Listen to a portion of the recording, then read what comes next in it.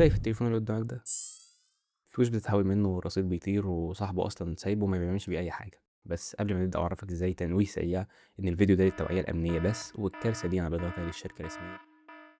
اللي انا وريتهولك ده ثغره خطيره في فودافون كاش بتخلي اي حد يفتح محفظتك ويسحب فلوسك بلمسه واحده بس. السر كله في الهوت سبوت او توزيع النت.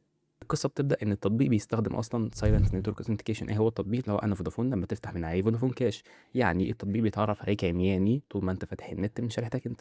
طب الكارثه فين؟ الكارثه ان لو حد غريب لقط منك هوت سبوت، سيرفر الشركه بيدخلها ويفكروا ان هو انت، وبيفتح له حسابك على تليفونه هو.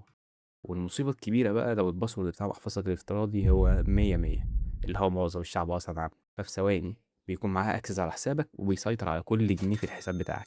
الثغرة دي اتوثقت بالكامل على موقع هاكر وان، وفيديو بروف اوف كونسبت الحقيقي موجود برضه عشان تشوفه، عشان تحمي نفسك وتعرف كمان الشركة ردت قالت ايه وازاي تكتب تقرير. اللينك في البايو وفي أول كومنت.